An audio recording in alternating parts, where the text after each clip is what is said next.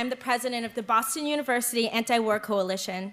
We are a coalition formed as an alliance of students united in support of an end to wars and a nonviolent methods of social change. Our main purpose is to raise awareness through education and to advocate and develop a legislative agenda that promotes our established goals.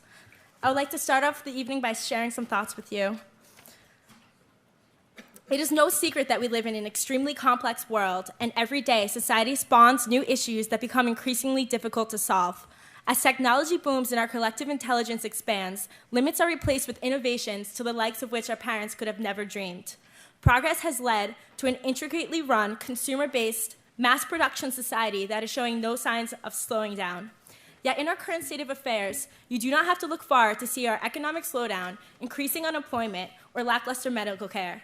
The incarceration rate in the United States is among the highest in the world, while energy prices are skyrocketing and our ignorance of the looming climate crisis continues. And of course, there's the quagmire that is Iraq, which everybody seems to recognize as a blunder, yet nobody can seem to find a way out of.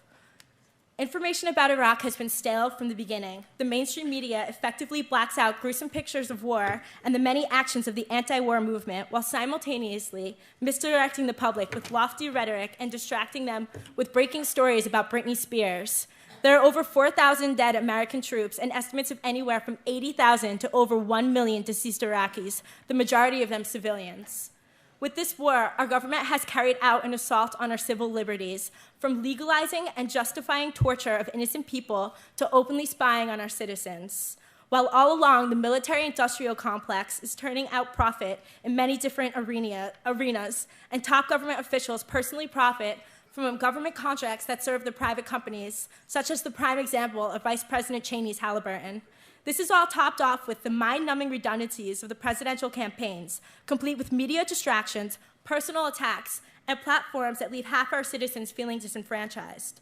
Considering that this country was founded upon the concept of for the people, by the people, it is dismaying that the public interest in U.S. policies has drastically fallen over time, while the detrimental effects these policies have in the rest of the world have exponentially grown. How many more transgressions will our unchecked government commit before people get mad? What does it take for those not awake to the urgency of our distress to finally see it? And what does it take for those who are conscious of our ills to feel obliged to fix it? Some argue that it takes a tragedy, yet when tragedy abounds at every page turn of the newspaper, people are desensitized to it. The lack of outrage at the war in Iraq and our burgeoning domestic issues, most notably from my generation, is due to viewing these issues as distant abstractions. Society desperately needs to be dislodged from the complacent backseat of American politics.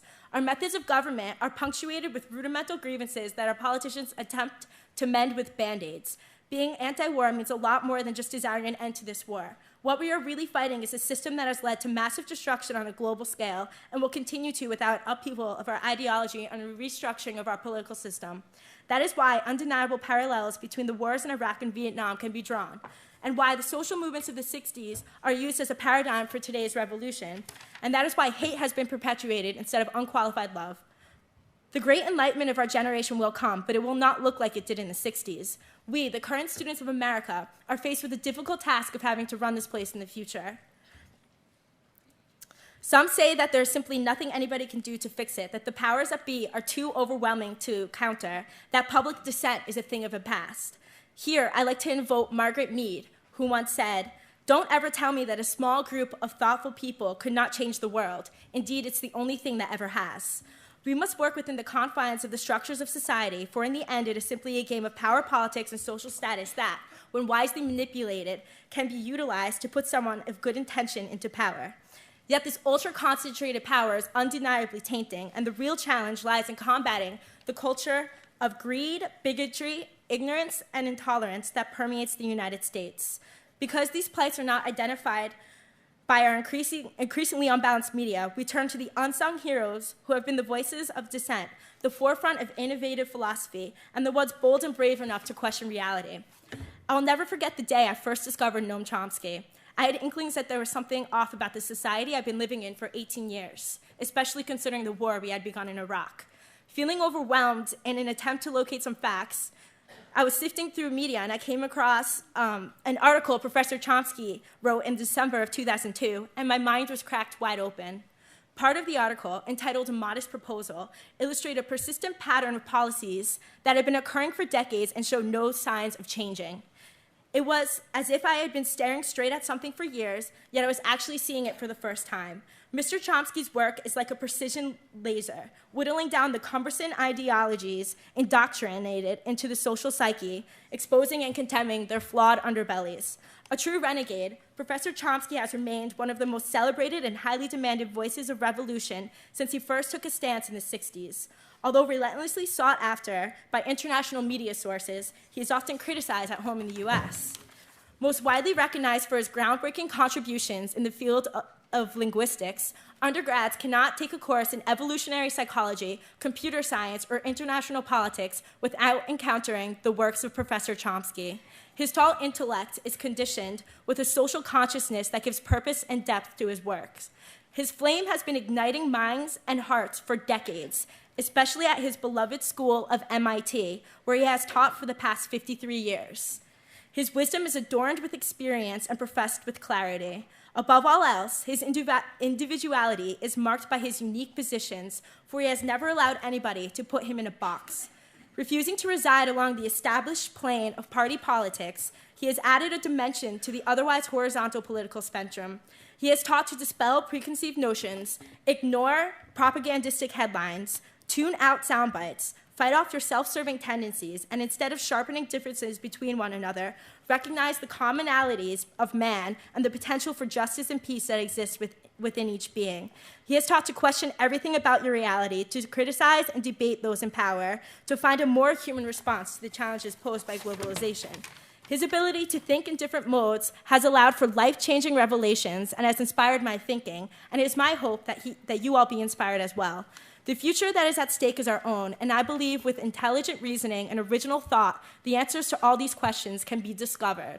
So, without further ado, I am honored to introduce to you the brilliant author, empowered lecturer, multi-talented, adoring father, and doting husband. He's received honorary degrees from over 24 of the top universities on the planet. He has been called by the New York Times arguably the most important intellectual alive, and he is among the eight most cited scholars in history. I could go on for hours about all his credentials, literally, but ladies and gentlemen, the one and only Professor Noam Chomsky.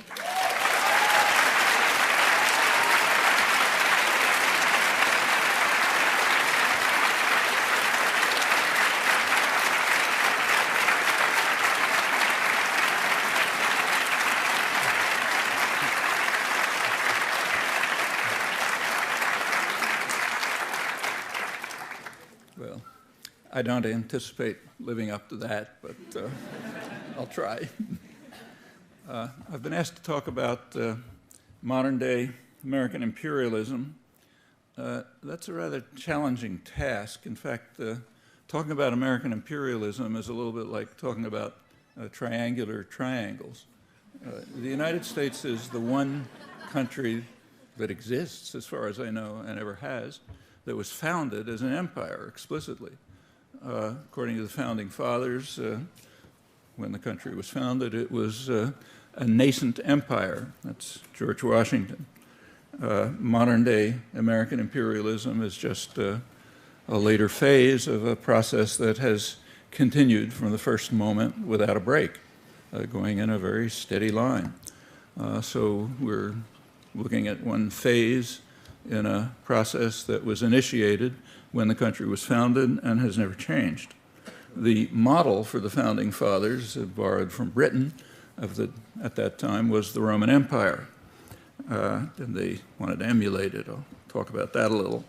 Even before the Revolution, these notions were very much alive. Benjamin Franklin, 25 years before the Revolution, complained to the British that they were imposing limits on the expansion of the colonies, and he objected to this. He, borrowing from Machiavelli, he admonished the British, I'm quoting him, that a prince that acquires new territories and removes the natives to give his people room will be remembered as the father of the nation. And George Washington agreed. He wanted to be the father of the nation. His view was that the gradual extension of our settlement will as certainly cause the savage as the wolf to retire, both being beasts of prey, though they differ in shape. I'll skip some contemporary analogs that you can think of. Thomas Jefferson, the most forthcoming of the founding fathers, said, "We shall drive them, the savages, we shall drive them with the beasts of the forests into the stony mountains, and the country will ultimately be free of blot or mixture," meaning red or black. Wasn't quite achieved, but that was the goal.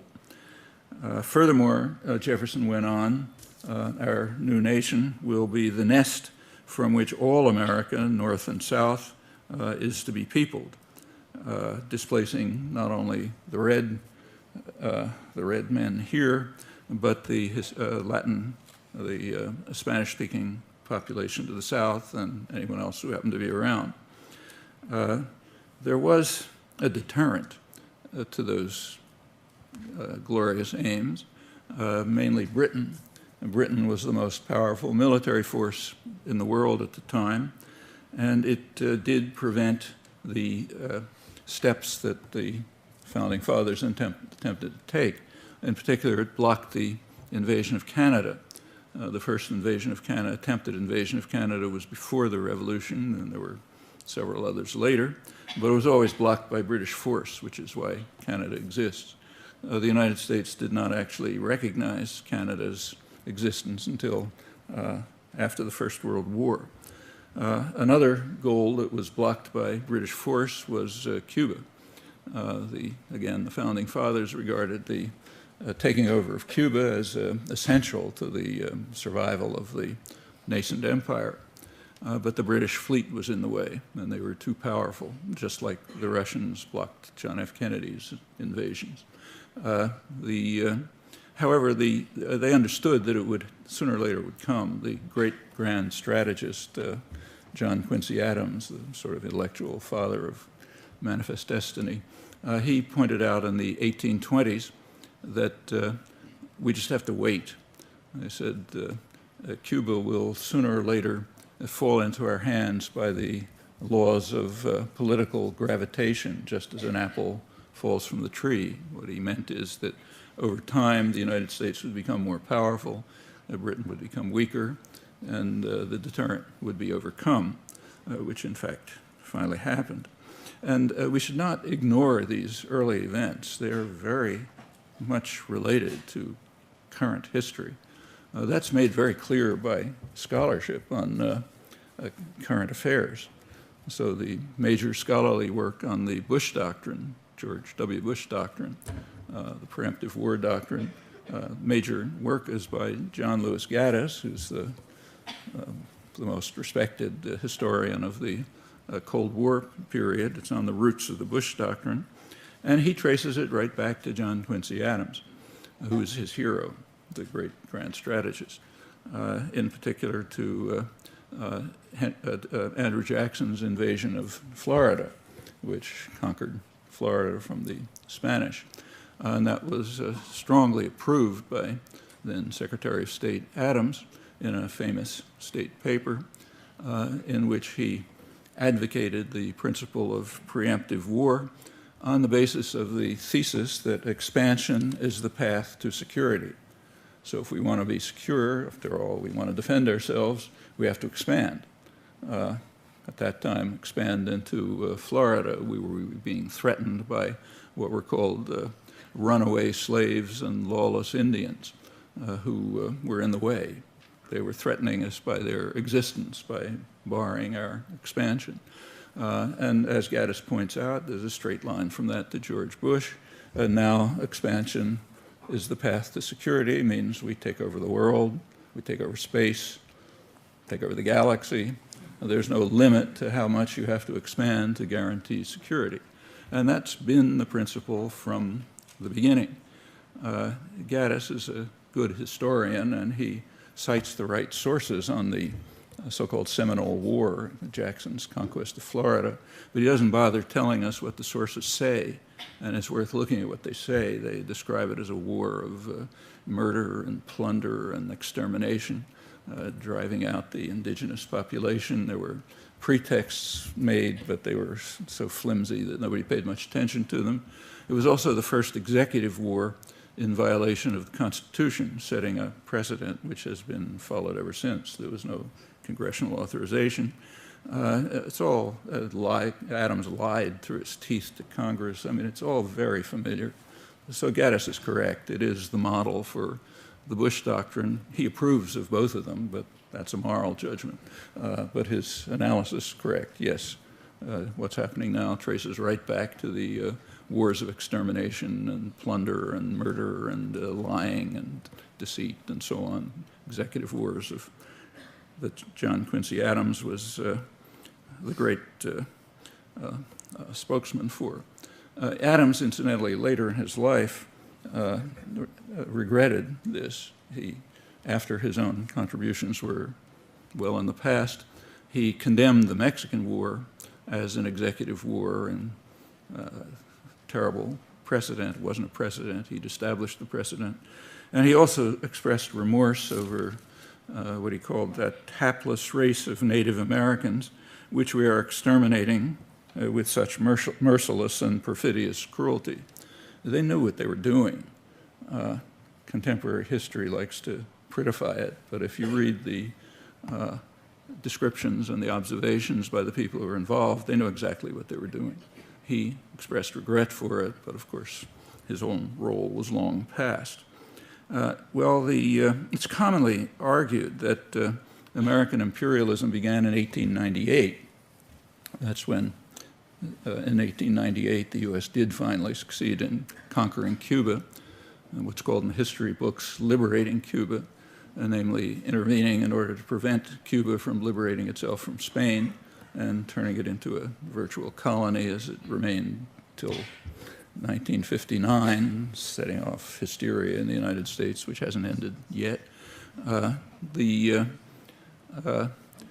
Also taking over Hawaii, which was stolen by force and guile from its population, Puerto Rico, another colony, soon moving to the Philippines and liberating the Philippines, also liberating a couple of 100,000 souls to heaven in the process. Again, the reverberations of that extend right to the present with ample state terror and the one corner of Asia that hasn't undergone a high development, something we're not supposed to notice. But the belief that the imperial thrust started in 1898 is an example of what historians of empire call the salt water fallacy, the belief that you have an empire if you cross salt water. In fact, if the Mississippi River were as wide as the Irish Sea, the imperial thrust would have started much earlier. But that's an irrelevance. I mean, expanding over settled territory is no different from expanding over the waters. So what happened in 1898 was just an extension of the process that began when the nascent empire, as it saw itself, was formed in its first moments. The extension to beyond was, again, a lot of this starts right in New England with New England merchants who wanted to, very eager to take over the Pacific trade, the fabulous markets of China, which were always in their minds, which meant conquering the Northwest so you can control the ports and so on, meant kicking the British out and others out and so on. That went on from right here. The goal, as William Seward, who was Secretary of State in the 1860s, pointed out that the central figure in American imperialism, that we have to gain command of the empire of the seas. We've conquered the continent, we're going to settle, take it over. Monroe Doctrine was a declaration that we'll take it over, everybody else keep out. And the process of doing so continued through the 19th century and beyond until today. But now we have to have command of the seas. And that meant when the time was ripe, 30 years later, when the apple started to fall from the tree, given relative power, proceeding overseas, to the overseas empire. But it's basically no different than the earlier steps. The leading philosophical imperialist, Brooks Adams, he pointed out that this is 1895, we're just on the verge of moving overseas extensively, that all Asia must be reduced to our economic system. The Pacific must be turned into an inland sea, just like the Caribbean had been. And there's no reason, he said, why the United States should not become a greater seat of wealth and power than ever was England, Rome, or Constantinople. Well, again, there was a deterrent. The European powers wanted a piece of the action in East Asia, and Japan by then was becoming a formidable force. So it was necessary to explore more complex modes of gaining command of turning the Pacific into an inland sea and going on. And that was lucidly explained by Woodrow Wilson, who is one of the most brutal and vicious interventionists in American history. The probable permanent destruction of Haiti is one of his many accomplishments. Those of you who study international relations theory or read about it know that there's a notion of Wilsonian idealism. The fact that that notion can exist is a very interesting commentary on our intellectual culture and scholarly culture. If you look at his actual actions, fine words are easy enough. But these are some of his fine words, which he was smart enough not to put into print. He just wrote them for himself. He said, since trade ignores national boundaries and the manufacturer insists on having the world as a market, the flag of his nation must follow him, and the doors of the nations which are closed against him must be battered down, even if the sovereignty of unwilling nations be outraged in the process. No useful corner of the world may be overlooked or left unused. That's 1907. There's a current version of that, a crude version by Thomas Friedman, who says that McDonald's cannot flourish without McDonnell Douglas, meaning the U.S. Air Force. Well, that's a crude version of Wilson's point. They got to batter down the doors by force and threat, and no corner of the world must be left unused, no useful corner. There was a watershed in this process at the time of the Second World War. At the time of the Second World War, the U.S. already had by far the largest economy in the world and had for a long time, but it wasn't a major player in world affairs. Britain was the leading player, France second, the United States lagging. It controlled the hemisphere, had made forays into the Pacific, but it was not the leading player. However, during the war, U.S. planners understood that the war was going to end with the U.S., the world dominant power. However, it turned out other competitors were going to destroy themselves and each other, and the U.S. would be left alone at comparable security. In fact, the U.S. gained enormously from the war. Industrial production virtually quadrupled. The war ended the Depression. The New Deal measures hadn't done so. The U.S. ended, at the end of the war, the U.S. had literally half the world's wealth, and competitors were virtually either damaged or destroyed, and incomparable security. Controlled the Western Hemisphere, controlled both oceans, controlled the opposite side of both oceans. Just nothing remotely like it in history. And during the war, planners understood that something like that was going to turn out. It was obvious from the nature of the war. From 1939 to 1945, there were high-level meetings, regular meetings, of the State Department planners and the Council on Foreign Relations, the sort of main external non-governmental input into foreign policy. And they laid careful plans for the world that they expected to emerge. It was a world, they said, in which the United States will hold unquestioned power and will ensure the limitation of any exercise of sovereignty by states that might interfere with U.S. global designs.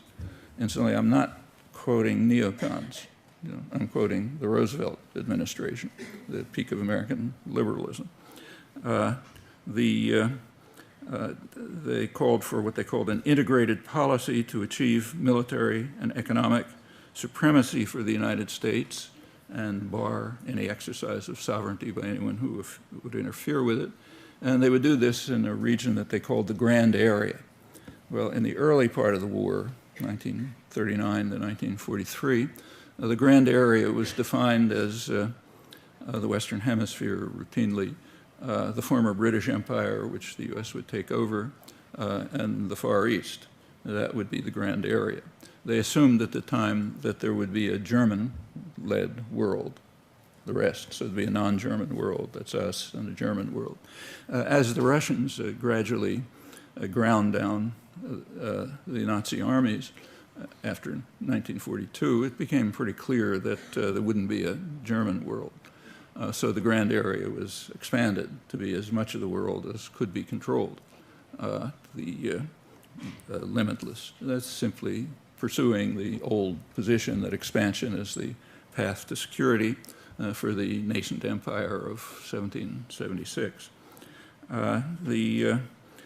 These policies were laid down during the war, but then they were implemented right after the war. In fact, now that we have available in the declassified record the planning documents of the late 1940s, it turns out they're not very surprisingly very similar to the wartime planning. One of the leading figures was George Kennan, who was head of the State Department policy planning staff. He wrote one of his many important papers in 1948, PPS 23 if you want to look it up, noted that the United States has half the world's wealth but only 6% of its population, and our primary goal in foreign policy must be, as he put it, to maintain this disparity. And in order to do so, we must put aside all vague and idealistic slogans about democracy and human rights. Those are for public propaganda and colleges and so on. But we must put those aside and keep to pure power concepts. There's going to be no other way to maintain the disparity. And then in the same paper and elsewhere, he and his staff went through the world, assigned to each part of the world what would be what they called its function within this global system in which the U.S. would have unchallenged power, unquestioned power. So Latin America and the Middle East obviously would provide the energy resources that we would control, gradually pushing out Britain, throwing out France immediately, and pushing out Britain slowly over the years, and turning it into essentially a junior partner, as the British Foreign Office ruefully described their role at that time. Latin America we simply control. That's our little region over here, which has never bothered anyone, as Secretary of War Stimson said, while the U.S. was violating the principles it was establishing by setting up a regional organization in violation of the UN Charter and so on. So Latin America we keep, Middle East we control. Southeast Asia would be, its function was to provide resources and raw materials to the former colonial powers. Meanwhile, we would purchase them too. That would send dollars there, which the colonial powers would take, not the population. And they could use those to, Britain, France, Netherlands could use the dollars to purchase U.S. manufacturers. It's called a triangular trading arrangement, which would allow the U.S. had the only really functioning industrial system in the world, had a huge excess of manufacturing products, and there was what was called a dollar gap. The countries we wanted to sell it to didn't have dollars. That's Europe, basically. So we had to provide them with dollars, and the role of function of Southeast Asia was to play a role in that, hence the support for French colonialism and recapturing its Indochinese colony and so on. There was various variations, but that's the basic story. And so Kennan went through the world and assigned them its function, each part. When he got to Africa, he decided that the United States really didn't have much interest in Africa at that time, and therefore we should hand it over to the Europeans to exploit, it's his word, to exploit for their reconstruction. He said it would also give them a kind of a psychological lift after the damage of the war and while we were taking over all of their domains. Well, you could imagine a different relationship between Europe and Africa in the light of history, but that couldn't even be considered. I mean, it was like too outlandish to discuss and still is. So Africa was to be exploited by Europe for its reconstruction with consequences we know. The U.S. has since gotten into the act. Well, that was Kennan. He was removed from office soon after because he was considered too soft-hearted, not up to dealing with this harsh world, and he was replaced with real tough guys, Dean Acheson, Paul Nitze, and others. And there's no time to go through it, but if you ever want an education on hysterical jingoist fanaticism, you really should read their documents. If you've studied these issues, you've heard of at least NSC 68, which is discussed by everyone, but its rhetoric is omitted. And you have to look at its rhetoric to see what's going on in these crazed heads of the great thinkers. And this is true of the whole National Security Council culture. There's a wonderful book on it that came out a couple of years ago by James Peck, a sinologist, called Washington's China. It was the first scholarly book to go through the whole national security culture. And it's like reading a collection of madmen, you know, but it's very much worth studying, much more worth studying than most of what people study in their courses on these issues. Well, anyway, that's what do we do about Latin America, the one nobody has, you know, it's our domain. Well, Kennan was pretty explicit about that too. He said in Latin America we should prefer police states. The reason is, and he said that harsh government measures of repression should cause no qualms as long as the results are on balance favorable to our interests, in particular as long as we guarantee the protection of our resources. Our resources happen to be somewhere else, but that's a historical accident. They're our resources, and we have to protect them. And if you have to do it by the mailed fist, okay, that's the way you do it. As I say, he was removed. There is a long, ugly history. There's no time to go through it, but the Cold War history essentially follows this pattern. The Cold War was a kind of a tacit compact between the superpower and the smaller power, the United States and Russia. The compact was that the United States would be free to carry out violence and terror and atrocities, limitless in its own domains, and the Russians would be able to run their own dungeon without too much U.S. interference. So the Cold War, in effect, was a war of the United States against the Third World and of Russia against its much smaller domains in Eastern Europe. And the events of the Cold War illustrate that. Each great power used the other's threats as a pretext for repression and violence and destruction. The United States way more than Russia, if you look at the record, reflecting their relative power. But that's essentially the picture.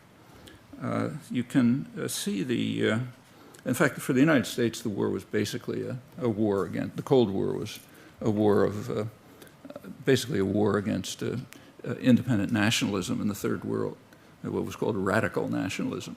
Radical means doesn't follow orders.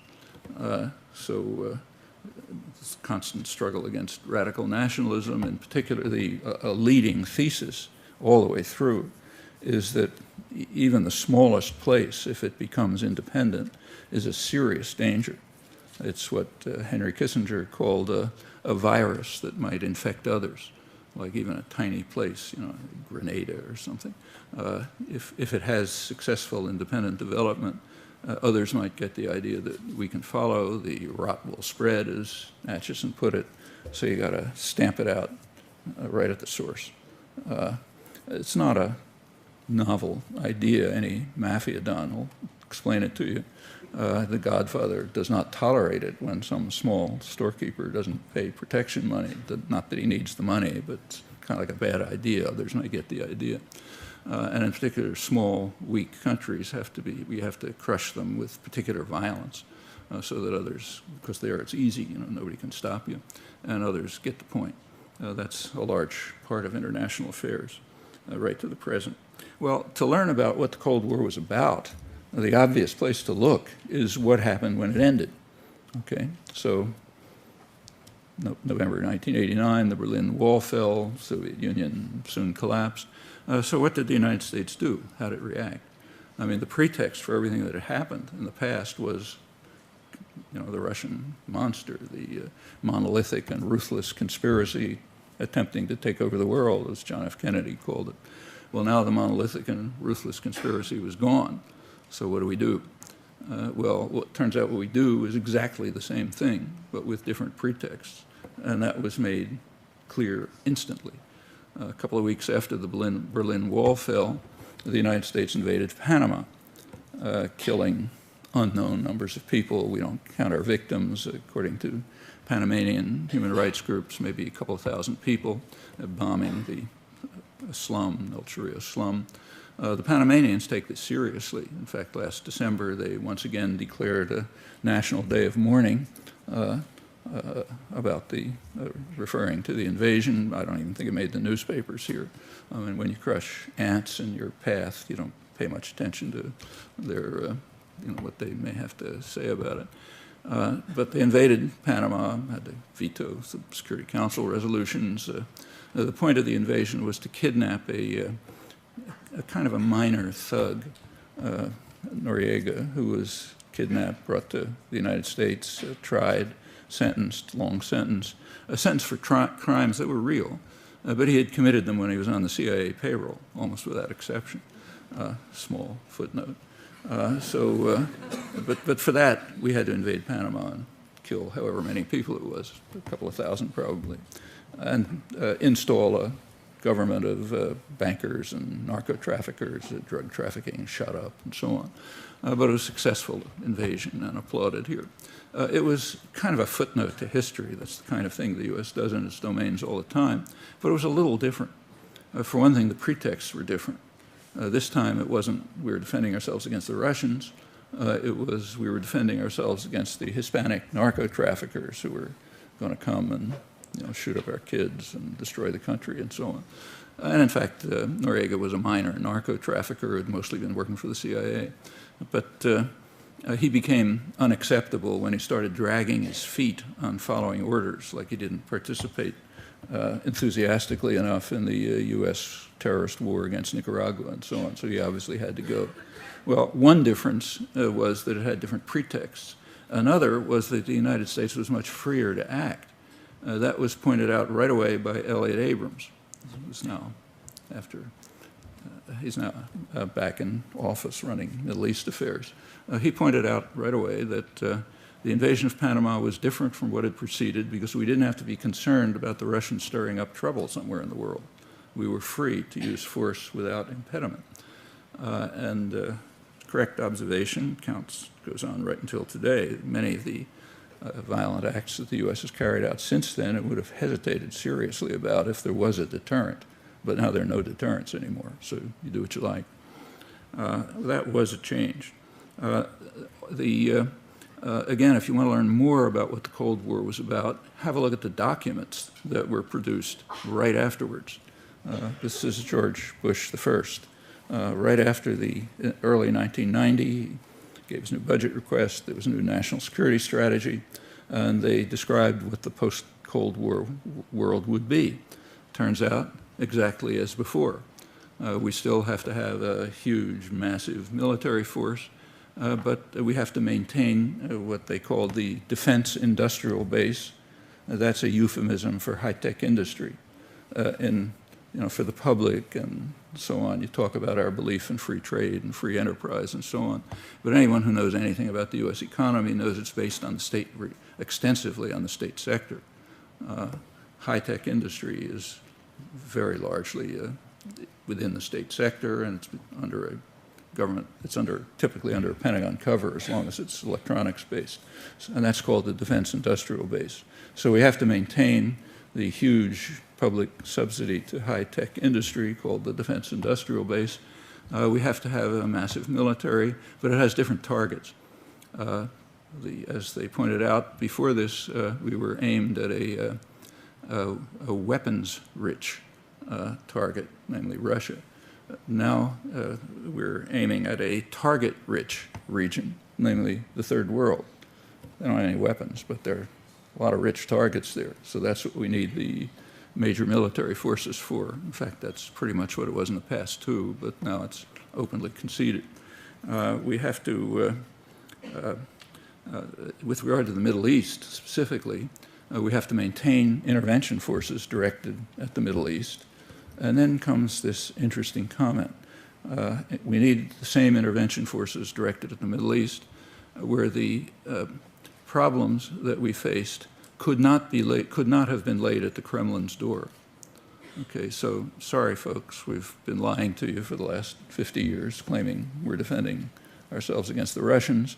But now that the Russians aren't there, it turns out the problems couldn't have been laid at the Kremlin's door, which is correct. The problems were independent nationalism, and they continue to be so. But now it's said open and clear because the pretext is gone. We have to also be concerned now about what they call the technological sophistication of third world powers. It's a really overwhelming threat. It's kind of like Hillary Clinton a day or two ago saying that if Iran attacks Israel with nuclear weapons, we'll obliterate Iran. The chance of Iran attacking Israel with nuclear weapons is somewhere below an asteroid hitting Israel, but it doesn't matter. It's a nice throwaway line. But that's the kind of threat we have to worry about. It's kind of like Ronald Reagan in 1985 strapping on his cowboy boots and declaring a state of national emergency because of the threat posed to the national security of the United States by the government of Nicaragua, which was only 2 days away from Harlingen, Texas. So we really had to tremble in terror. Well, that's that's standard. It had to increase after the end of the Cold War with the main pretexts gone, and it has.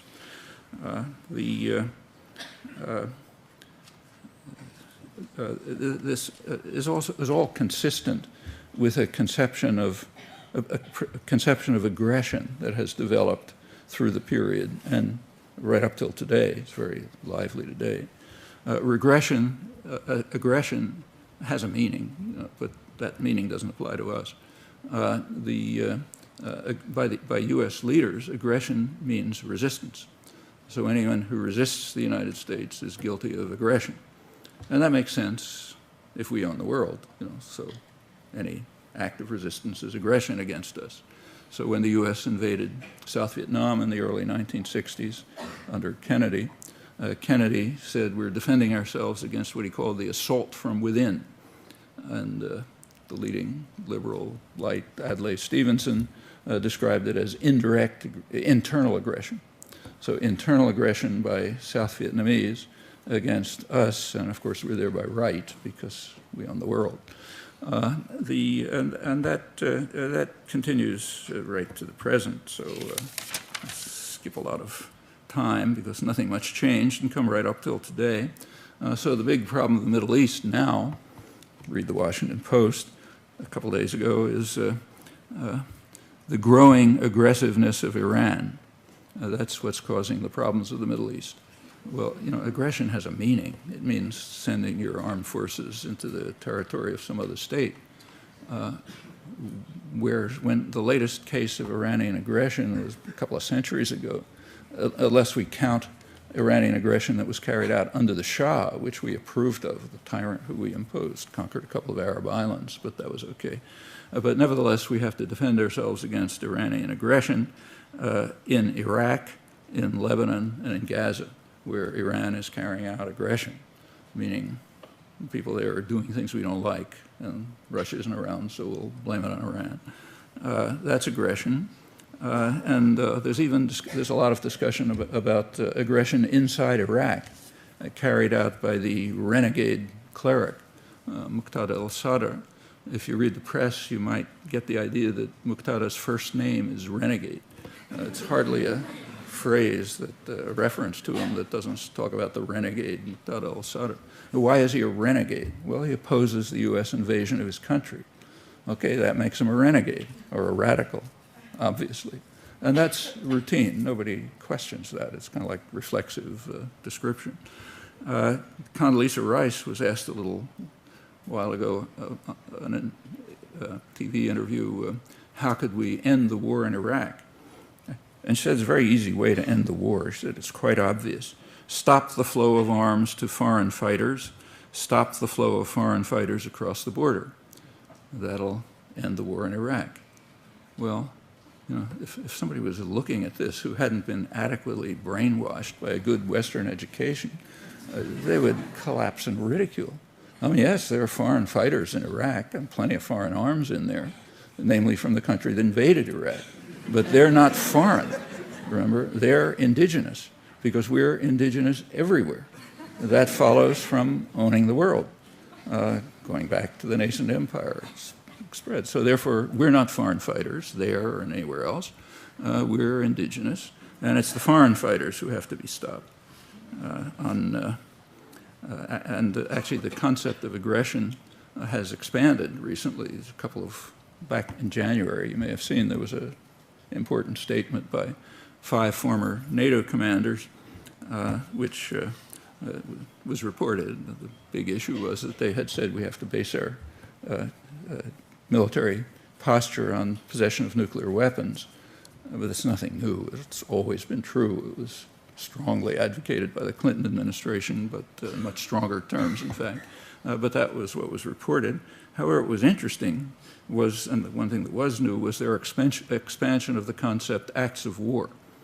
They said acts of war against which we must defend ourselves by the use of nuclear weapons, if necessary, is using weapons of finance. Okay, so if a country uses weapons of finance against us, that's an act of war, and we have to be ready to use nuclear weapons if necessary.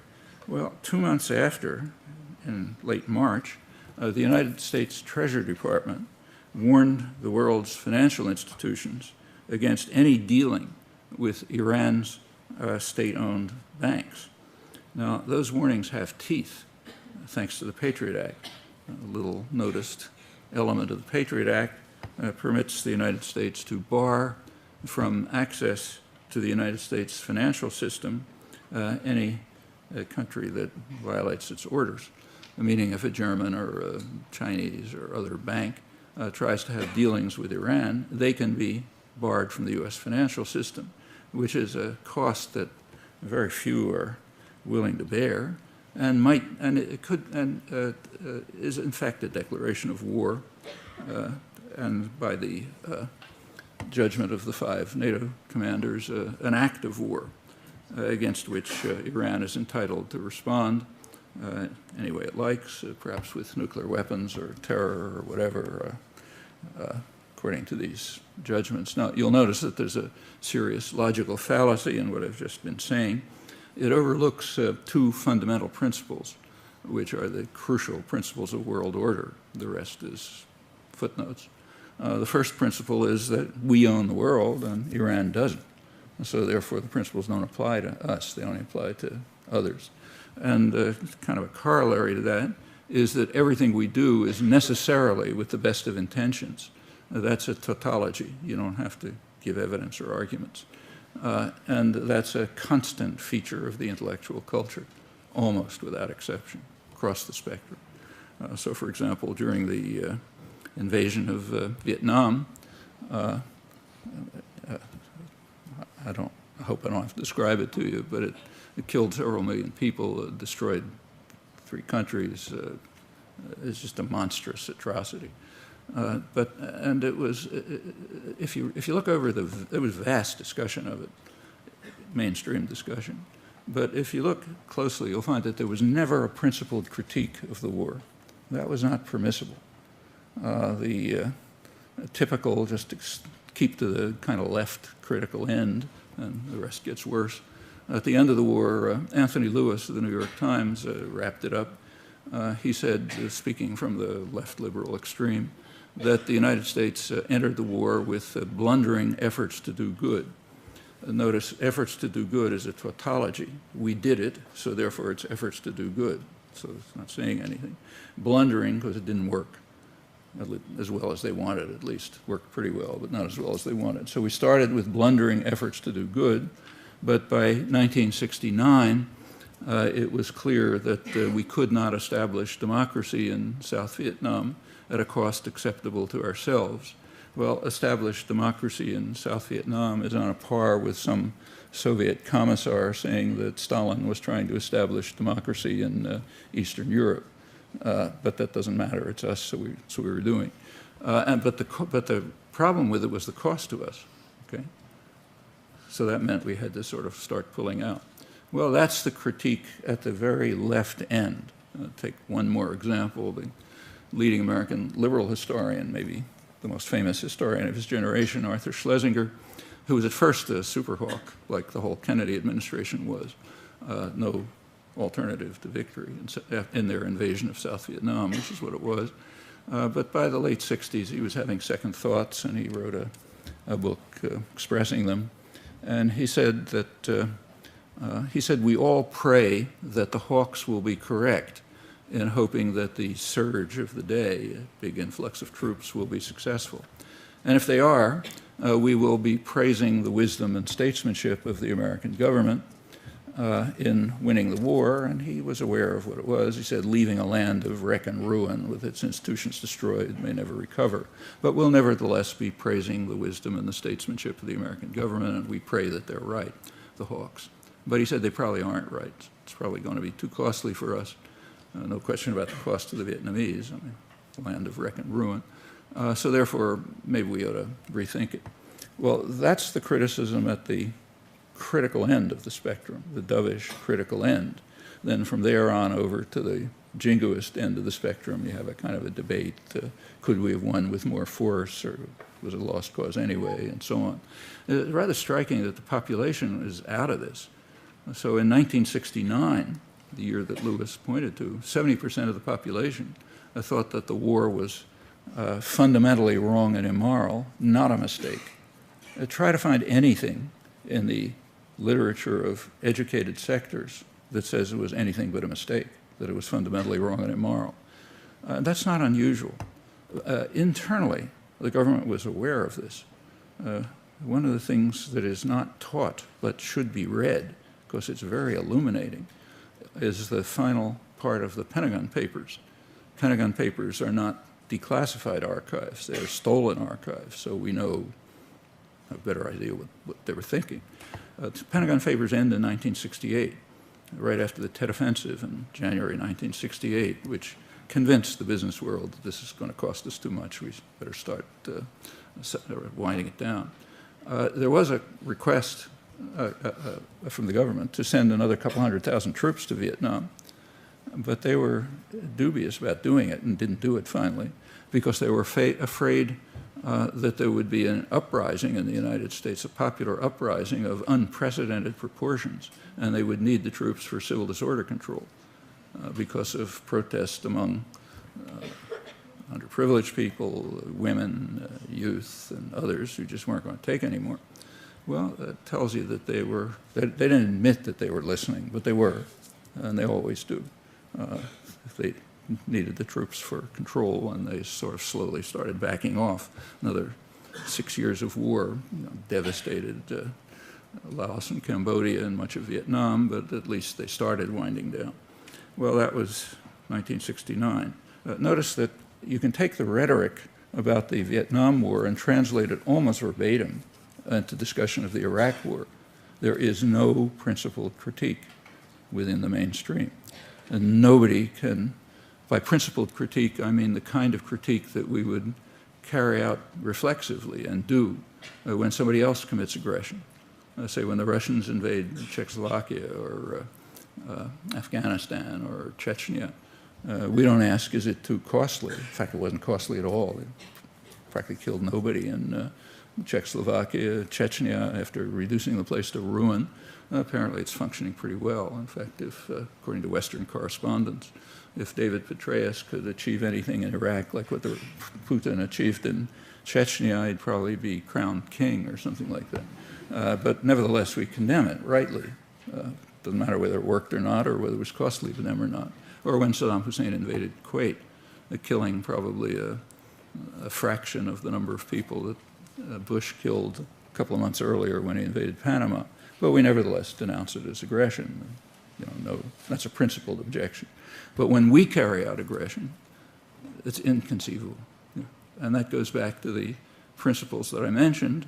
We own the world, and everything we do is, by definition, good in intention. So the worst that it can be is what Barack Obama calls a strategic blunder, or what Hillary Clinton calls getting into a civil war which we can't win. In fact, Iraqis overwhelmingly blame the civil war on us, but that's irrelevant too. That's the level of critique, and it follows from the principles that I mentioned, and it governs news coverage too. In fact, pretty openly.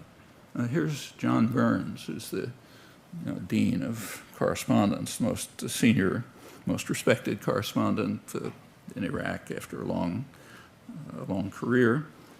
He says that the United States is the prominent economic, political, and military power in the world, and has been the greatest force for stability in the world, certainly since World War II.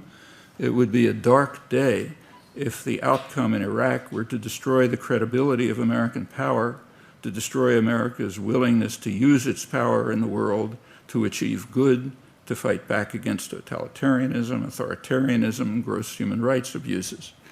Okay, in other words, that's the framework of reporting. Reporting must be cheering for the home team. Nothing else is conceivable because of the depth of these principles which are instilled into people in the educational system and propaganda. You can't see the world in any other terms. So it's neutral, objective reporting to say we're cheering for the home team. And it's quite open. It's interesting that he said it so clearly, but he says that's particularly true, he says, in the Middle East. Notice it makes not the slightest difference what the people of the world or the Middle East think. That's not relevant. Or for that matter, what the people in the United States think.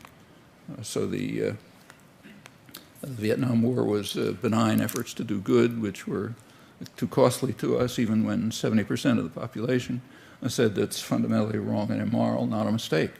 The population here is as irrelevant as the population in the rest of the world, unless you're frightened of them, and you have to keep your troops here for civil disorder control. What do people think? Well, what people think we know from international polls that are regularly taken. They think that the United States is the most frightening, dangerous country in the world. Not John Burns' line. What about and there's overwhelming opposition to U.S. force, just almost everywhere. It's also true of the Middle East, and there's nothing new about it. So our current George Bush, after 9/11, asked why do they hate us, and went on, they hate our freedoms, and so on. You remember that. What the press should have reported is that he was just repeating a question that President Eisenhower asked in 1958. Eisenhower asked his staff, why is there a campaign of hatred against us among the people of the Middle East? And the National Security Council, the highest planning agency, had provided an answer. He said the people in the Middle East, their perception is that the United States supports brutal tyrannies, blocks democracy and development, and does so because we want control of their oil. And then they went on to say, yeah, perception's more or less correct, and that's the way it ought to be. So therefore, there's a campaign of hatred against us. And so it continues. After 9/11, the Wall Street Journal, to its credit, conducted some polls in the Middle East. They didn't care about the general population, what's demeaningly called the Arab street.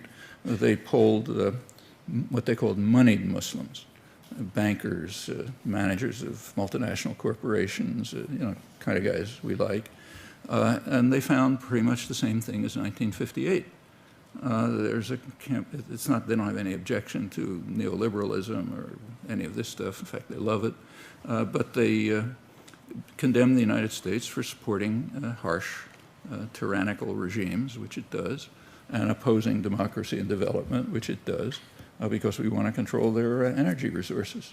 By 2001, they had other objections, namely Israel's US-backed vicious repression and dispossession of Palestinians, which is ongoing. and also the sanctions against Iraq. The sanctions against Iraq didn't get much play here because we don't pay attention to our crimes. That's crucial. That's part of the principle that everything we do is good. But they do pay attention. In fact, we know a lot about them, or we can if we want to. There were two directors of the oil for food program, supposedly the humanitarian part of the sanctions. Both of them resigned because they regarded the sanctions as genocidal, carrying out a huge massacre of the population. The Clinton administration would not permit them to transmit their information to the Security Council, which was technically responsible. And the media agree. The spokesman for the State Department, James Burns, said that, referred to Hans von Sponeck, the second of them, as, he said, this man in Baghdad is paid to work, not to talk. And the press agrees and scholarship agrees, so they're suppressed. They knew more about Iraq than any other Westerner. They had hundreds of observers running around the country sending back reports. But you can do a Google search and find out how often they were allowed to speak in the United States in the run-up to the war, or for that matter, since. Von Sponeck, who's a very distinguished international diplomat, wrote a book about it about 2 years ago called A Different Kind of War. I don't think there's a reference to it in the United States, let alone a review. We do not want to publicize our genocidal actions. But people in the Middle East noticed and didn't like it, and that increased the campaign of hatred among the moneyed Muslims, our friends there. Don't have to think about the others. But it doesn't matter what they think. The same is true of the invasion of Iraq. Iraqis regard it as worse than the Mongol invasions. It's the great successes. Iraq may never recover. I mean, the great success story of Petraeus is to establish warlord armies, which will probably tear the country up in the future, and also to turn, say, Baghdad. It's true that violence in Baghdad has declined, partly because there are fewer people to kill. There's been massive ethnic cleansing, and that's been accelerated by the Petraeus strategy of building essentially walled communities. So a comment by Nir Rosen, who's one of the 2 or 3 journalists who actually reports seriously from Iraq. He speaks Arabic fluently, and he looks Arab, so he can get around easily. He travels all over, not with armed guards and Abrams tanks and so on. He says, talking about Baghdad recently, he says, looming over the homes in the district he's looking at are 12-foot-high walls built by the Americans to confine people to their own neighborhood, emptied and destroyed by civil war, which the U.S. fomented, walled off by the surge. Sections of the city feel more like a desolate, post-apocalyptic maze of concrete tunnels than a living, inhabited neighborhood. They're controlled by separation walls and, in fact, by the increasing use of air power, but a little quieter, so therefore the critics, having no principled criticism, don't talk about it much. Well, what does the public think about all these things? Well, we know about Iraq. The public wants to get out, but they're irrelevant. What about Iran? The next major crisis looming, which will make Iraq look like a tea party if they go through with it. There are opinions about this. There's the opinion of American elites, which you can read, say, in the New York Times or Washington Post or liberal journals and so on. They'll tell you that Iran is defying the world by enriching uranium. Well, exactly who is the world? Okay, well, we can find out. There is an organization called G77, 130 countries, includes the vast majority of the people of the world. They vigorously support Iran's right to all the rights guaranteed by the Non-Proliferation Treaty, including enriching uranium for nuclear power. So they're not part of the world, okay? Now, what about the American population? An overwhelming majority of the American population agrees with G77, namely that Iran should have the right to produce nuclear energy, but not nuclear weapons. So the American population is not part of the world. So non-aligned countries are not part of the world. American population is not part of the world. Obviously, Iranians are not part of the world. So who's left? Well, the world consists of people who follow Washington's orders. You can't say it includes the United States, because the overwhelming majority of Americans are not part of the world. They oppose this, just as on many other issues. And that goes on without comment, correctly if we're cheerleaders for the home team. And that's the framework for discussion. Is there a solution to the crisis with Iran, which is extremely serious? If the U.S. goes through with its plans, apparent plans, like I said, it might make Iraq look like a Tea Party. Well, there are solutions, potential solutions. One of them is what I just said, that Iran should have the rights of any signer of the Non-Proliferation Treaty. Israel, Pakistan, and India also ought to have those rights if they sign the treaty. Since they haven't done it, they don't have those rights. But of course, they're doing it because we say it's okay. But that's the opinion of the large majority of Americans. And the same large majority, this runs around 75%, says that a nuclear weapons-free zone should be established in the region, including Iran, Israel, American forces deployed there, and so on. Well, that would end the crisis. Is that possible? Well, it's supported by the large majority of Americans, but as I mentioned, they're not part of the world. It's Iran's official policy, but they're not part of the world. The U.S. and Britain are formally committed to it, in fact, more so than any other powers, for a very simple reason, which we would read about if we had a free press. When the United States and Britain went to war with Iraq and tried to find a thin legal cover for it, they appealed to UN Security Council Resolution 687, 1991, which ordered Iraq to get rid of its weapons of mass destruction. And as you remember, Britain and the United States claimed they hadn't lived up to it. Well, you're all literate. You can read Resolution 687. It commits the United States and Britain to work to establish a nuclear-free weapon zone in the Middle East. Okay, so if you can appeal to it as a justification for aggression, you're compelled to follow its provisions. But to point that out would be really to break the rules. And you can, again, do a Google search and see if you can find anyone anywhere near the mainstream who's ever bothered to point this out. Another way to move towards a solution would be to end the threats against Iran. The threats, if anyone cares, are a violation of the UN Charter, but for outlaw states, that's irrelevant. Again, the large majority of the American population thinks we should end the threats and move to normal diplomatic relations with Iran. Well, if these steps were taken, the crisis would essentially be over. So we can ask, who's defying the world? If the world includes its people, including the American people. And the answer is very simple and straightforward. Those who are defying the world are the ones in power in Washington and in London and in the editorial offices and the university faculties and so on. They're defying the world, but not Iran, not on these issues. And in fact, it's a serious matter because it could lead to total disaster. And the same is true on other issues. So the other major live issue in the Middle East is Israel-Palestine. Well, what does the world think about this? There is an international consensus supported by about 2/3 of the American population, supported by former non-aligned countries, supported by the Arab world, formally at least supported by Europe, obviously Latin America. In fact, everyone. Iran supports it, Hamas supports it. It's for a two-state settlement on the international borders with, meaning pre-June 67 borders with minor modifications. Who opposes that? Well, for the last 30 years, the United States has opposed it, and it continues to oppose it.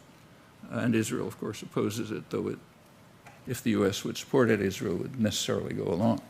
So the problem is right in Washington. This begins in 1976, when the U.S. vetoed the first Security Council resolution calling for a settlement in these terms. It was introduced by the Arab states, backed by the PLO. Actually, it even goes back earlier to 1971, when President Sadat of Egypt offered Israel a full peace treaty in return for withdrawal from occupied territories. What he cared about was withdrawal from the Sinai, where Israel was kicking out thousands of peasants and settling. Israel, he didn't say anything about the Palestinians. They were not an issue at the time. Israel recognized it as a genuine peace offer and decided to reject it. They made a fateful decision preferring expansion to security. Peace treaty with Israel would have ended security problems. Egypt would have ended security problems. The important question is what would happen in the United States, the Godfather. Well, Kissinger managed, there was a battle, a bureaucratic internal battle in the United States. Kissinger won, and the U.S. followed his policy, which he called stalemate, meaning no negotiations, just force. Okay? That set the stage for the 1973 war and on to a whole list of horrors since. And up till today, the United States and Israel have been leading the rejectionist camp. By now, they are the rejectionist camp, not the U.S. population, but the governments. So who's defying the world on this issue?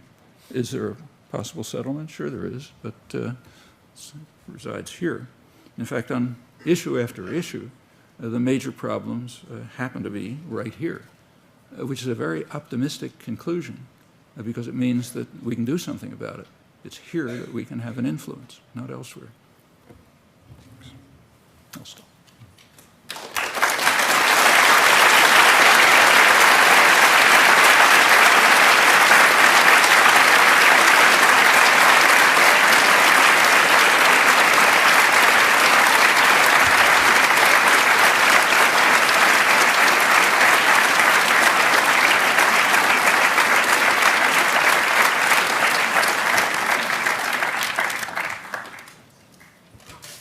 Some time? Yeah. If anyone has any questions, there's mics set up. 3 mics. You can come on down.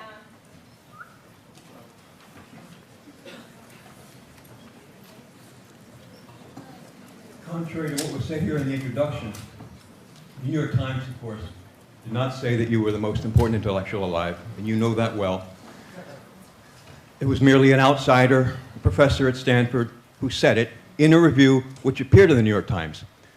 Interestingly enough, you've used that quote on several of your books, also a fabricated quote.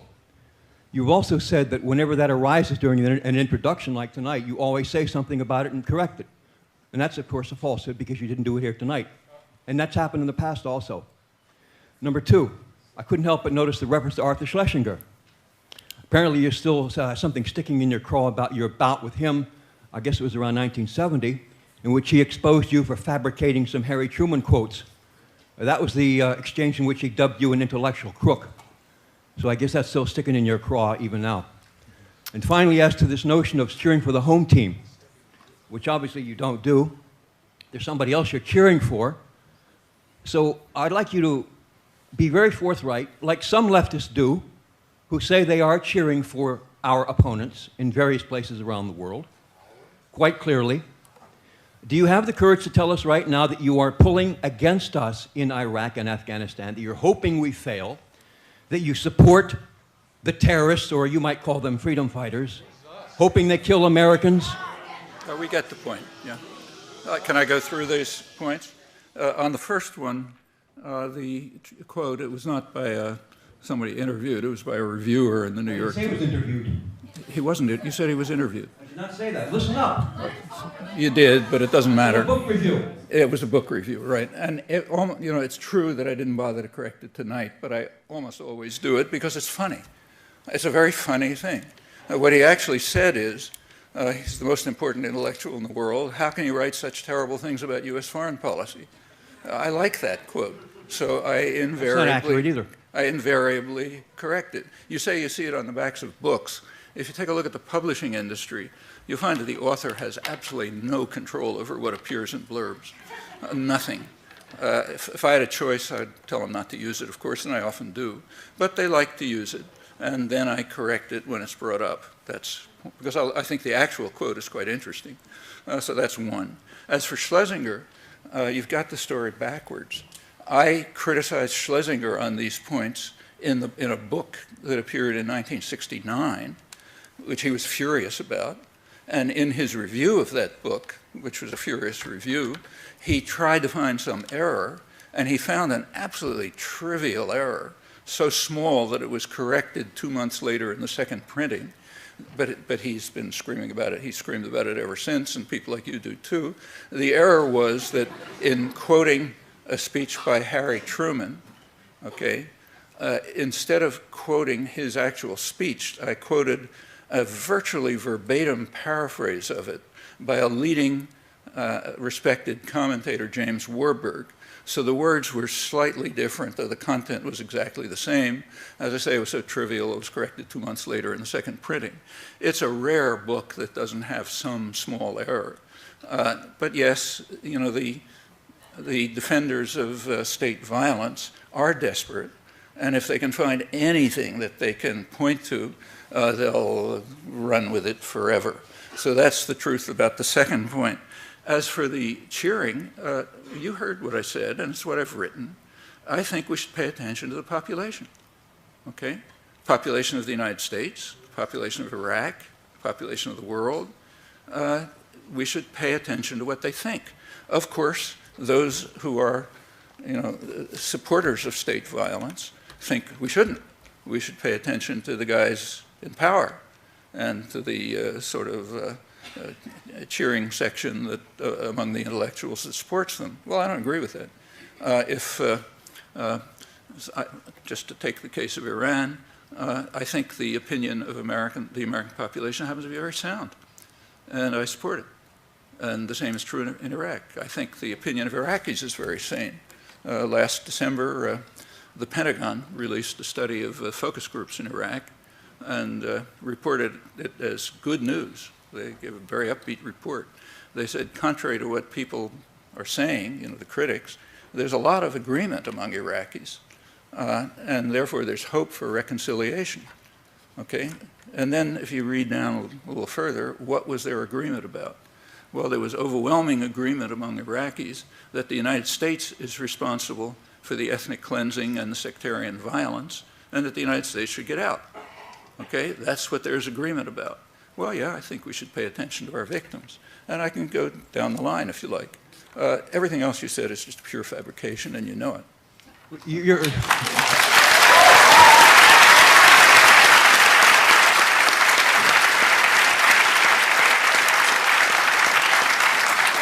If you want to write me an email about it, I'll be glad to give you, you know. You haven't got the courage to tell who you're cheerleading for. Pardon? You haven't got the courage to tell us who you're cheerleading for. You've made your point. Let's go.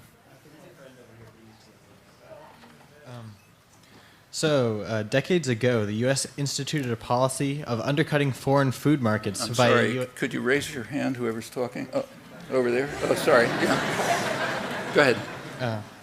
Decades ago, the U.S. instituted a policy of undercutting foreign food markets via U.S. subsidies. Recently, U.S. farm subsidies have shifted to ethanol markets, much to the chagrin of almost every third world nation, and furthermore, much to the disinterest of almost every major media network. What role, if any, do you think this food crisis will play in U.S. expansionist policies? Well, just to clarify a little bit, when the ethanol craze began, it was overwhelmingly cheered by the media and commentators and so on. Not by everyone. I mean, I wrote an article criticizing it. And in fact, there was even an article in Foreign Affairs criticizing it. So there were critics. But it didn't take much thought to realize that shifting of cropland to ethanol production, to fuel, was going to cause an increase in prices of food and a shortage of food. I mean, you know, you don't have to be a genius to figure that out. It's particularly true when it's U.S. ethanol. It wouldn't have been so obvious, and maybe wouldn't have even been true if it was Brazilian ethanol. Brazilian ethanol is made from sugar. It's much more efficient, and it's much cheaper. And in order to keep the ethanol industry functioning here, the government has to, first of all, provide huge subsidies to agribusiness, and also to impose a huge tariff to prevent much cheaper and more efficient Brazilian ethanol from getting into the country. The technical term for that is free trade. Okay, but if it's so it's a big gift to agribusiness. It takes plenty of land away from crop production. That means that there's a shortage of corn, but also of a lot of other things. You know, if land is shifted to corn production, inefficient corn production for ethanol, it's not being used for soybeans and peas and so on. So that gets reduced. Same happening in the third world. Third world countries that are, say, producing soybeans may shift to using to crops that will be bought up by the rich for ethanol. And that's happening too. So it spirals, and yes, it's one of the factors leading to a very serious food crisis. Just how much of a factor that is pretty hard to estimate. So the drought in Australia is also a big contributory factor. But you know, all of that's kind of irrelevant. We can't do anything about the drought in Australia. The one factor we can do something about is the use of cropland for fuel. And ethanol is not particularly efficient from the point of view of pollution or energy inputs and so on and so forth. So all across the board, it was, I think, a disaster, and it was understood to be, anyone who thought about it from the beginning, and it ought to be terminated. If anybody wants to use ethanol, they should break down the protectionist barriers and the subsidies to agribusiness and use Brazilian ethanol. It's causing, all of this is part of a whole system of undermining third world farmers. So one of the big effects of NAFTA is, intended effects, is to drive Mexican peasants off the land. Mexican peasants cannot compete with highly subsidized U.S. agribusiness. It's kind of obvious. So slowly being driven off the land, it's going to get worse now that Mexico's been forced to eliminate all tariffs. And they flood into the cities, they lower wages, which is very good for U.S. manufacturers who are exporting production there. And then they try to flee across the border. So we build walls. You know? I mean, these things are all interconnected. Same with Haiti. I mean, when one of the things that American cheerleaders are supposed to cheer the government about is that Clinton sent the Marines to put an end to terror in Haiti in 1995. That part is true, but there's a little more. The elected government, the Aristide government, first elected government in Haiti, was a populist independent government led by what we call a radical priest, meaning liberation theologist concerned about the poor. It was overthrown a couple of months later by a military coup, as anticipated. The U.S. had done everything possible to try to undercut it in those few months. The U.S. immediately turned to supporting the military coup, violating the Organization of American States embargo. That was under Bush 1. Under Clinton, the violations increased. Clinton actually authorized the Texaco Oil Company to send oil to the military junta and the rich elite in violation of his own presidential order. In 1995, Clinton decided that the population had been tortured enough, and it was pretty miserable. I was there for a while. So he figured that's enough. We'll let the elected government go back, but on a condition. The condition was that they accept a very harsh neoliberal regime. I mean, drop all your tariffs, drop all support for local production, and so on. Well, the outcome was completely predictable. I'm not saying it in retrospect. I and others wrote about it at the time. Haitian rice farmers are pretty efficient, but they cannot compete with highly subsidized U.S. agribusiness exporters. So now Haiti's short of food, and you're getting food riots. Yeah, predictably. That's the consequence of following such policies. And again, it doesn't take genius to figure them out. It's kind of like an elementary school student can figure it out. And this is happening in many places. So your point is very significant. There is a major food crisis, and we're not helping.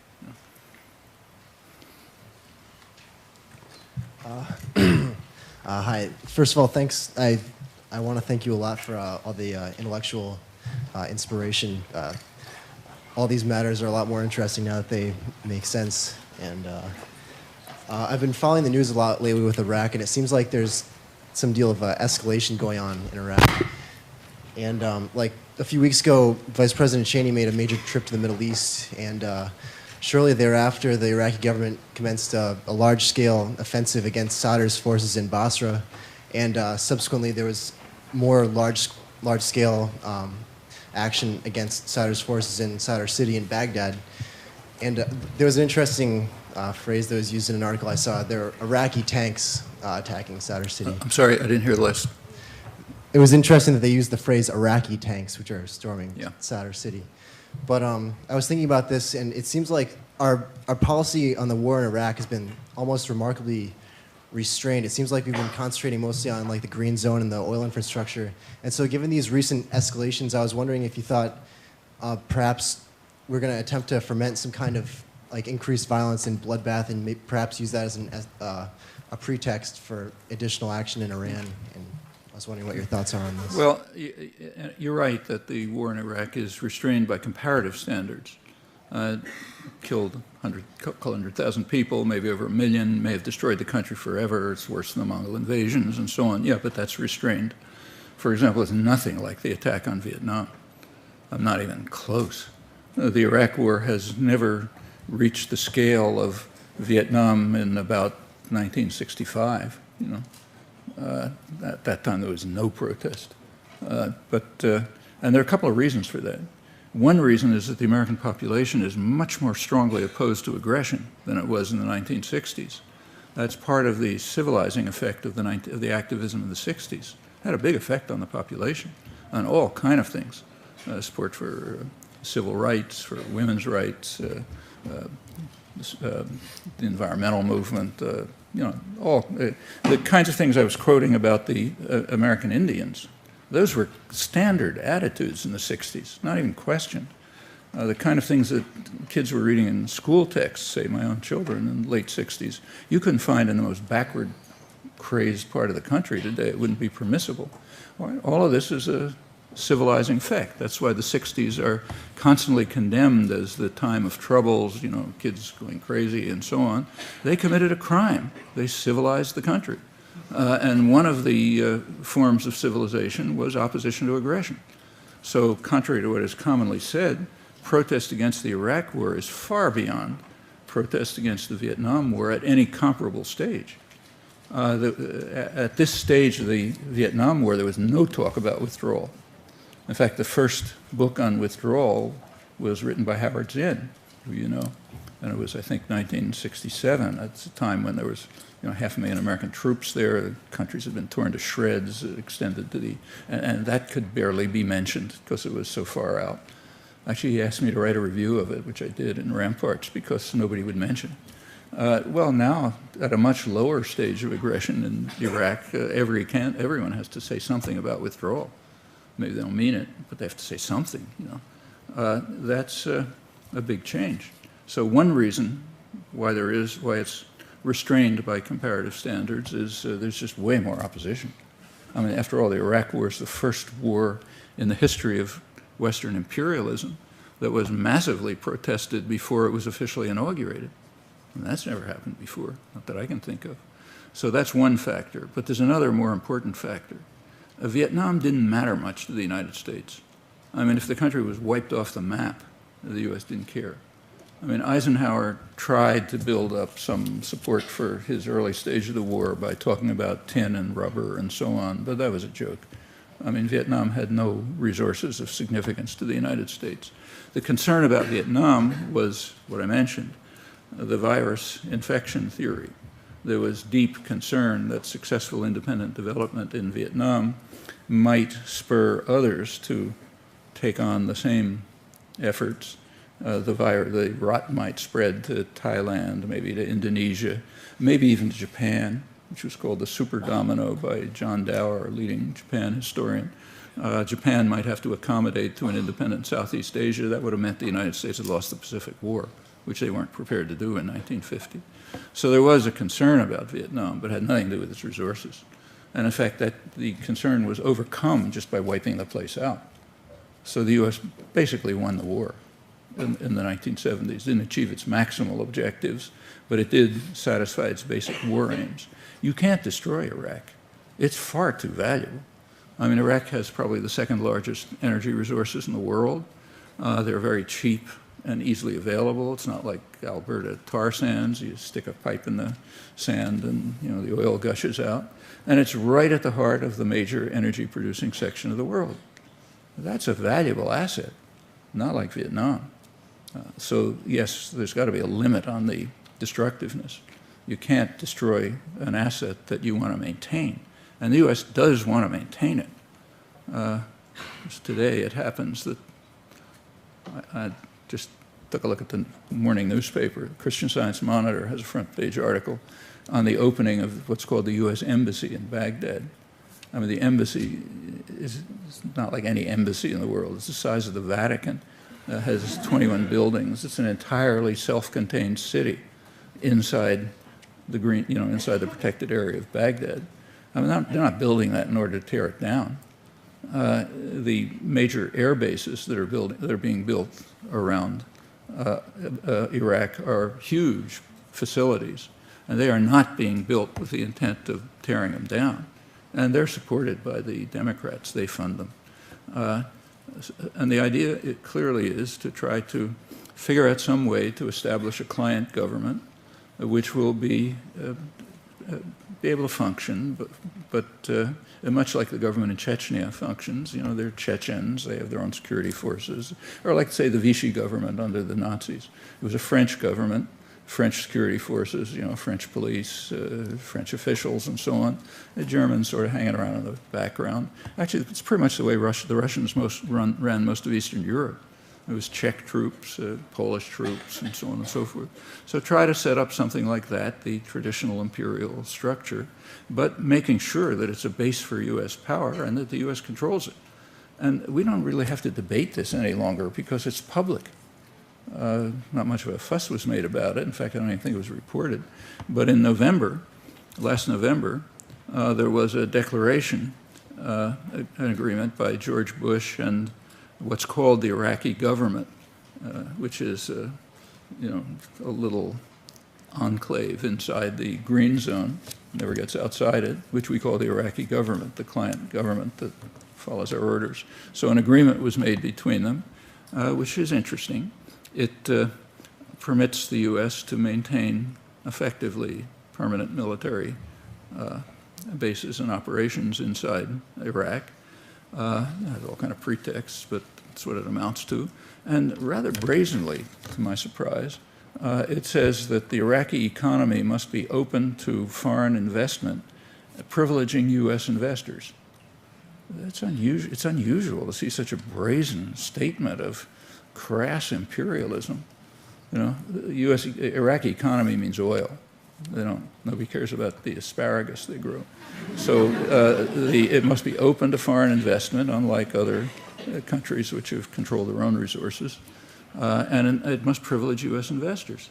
I mean, you know, that's more extreme than the most extreme war critic ever said. And Bush underscored it in one of his many hundreds of signing statements a couple of months later in January, in which he said that he signed some legislation, but he said, I'm not going to live up to it. In fact, I won't live up to any legislation that interferes with the U.S. goal of maintaining sort of permanent capacity for military operations there and controls the energy resources. Well, that's totally different from Vietnam. The U.S. didn't care. Once the country was destroyed, and Laos was destroyed, and Cambodia was destroyed, the U.S. didn't care very much what happened, happy to pull out. This is just a completely different situation, both domestically and in terms of the geopolitics of it. I'm tempted to ask a follow-up, but I think I'll cede to the other people that are waiting. Yeah. Take that mic over there. Hi. I really enjoyed your book, Manufacturing Consent, and I was just curious. Over the last couple of days, the mainstream media has gotten behind this irrefutable evidence that North Korea has built a nuclear reactor in Syria and that Israel was able to successfully wipe it out. I was kind of curious to hear your take on that and maybe cut through the propaganda. Yeah, that's a very interesting story. Actually, I've written about it a little if you're interested, and I'll give you some references. But I happened to be listening to NPR on the way in here, the evening news, and you know, they had one of their sober intellectual reports, which was a perfect example of what John Burns was describing, how you have to cheer for the home team. It described about half the story It said that all of this is very interesting evidence that North Korea isn't living up to its obligations, and then there are the hawks who say we should, break up all discussion and attack them or something, and the doves who say maybe we should give them a little more time and so on. Well, yeah, it's probably true that North Korea isn't living up to all its obligations in its declaration, but it's also true that the United States is not living up to its obligations.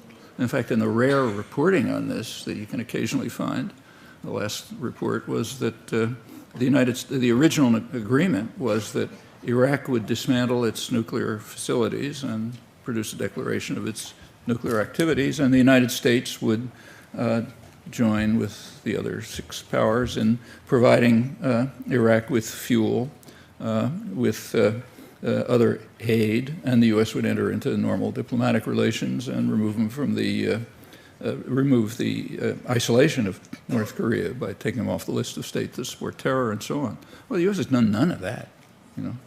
Furthermore, there's a history of this. The same negotiations, same agreement, pretty much, was reached in September 2005. North Korea agreed to dismantle, to end all nuclear weapons-related operations, all nuclear operations, end them all verifiably. And the United States, in return, would enter into diplomatic relations, remove the threats to Korea, and provide it with a light water reactor and a couple of other things, and end all threats. Okay, that would have ended the crisis.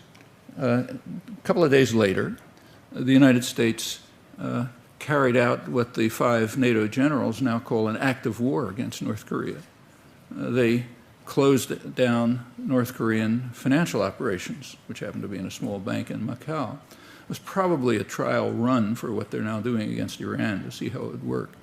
Well, that's a very serious attack on a country, to isolate it from the international financial system, no exports, no imports, and so on and so forth.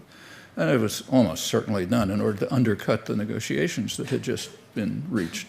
And in fact, North Korea reacted as you'd expect, carried out a nuclear test, went on to develop missiles and so on. And that's been the history all the way back. North Korea may have the worst government in the world, but they've been following a pretty pragmatic course on this. When the U.S. gets more aggressive, they get more aggressive. When the U.S. gets more conciliatory, they get more conciliatory. And it's been running steadily all the way through. So that's the other part of the story. And there's another part of the story that's even more significant. I don't know if North Korea has been providing anything to Syria or not, but there would have been an easy way to stop this, a very easy way. In 1993, North Korea and Israel were on the verge of an agreement by which Israel would recognize North Korea, and North Korea would terminate all weapons-related activities in the Middle East.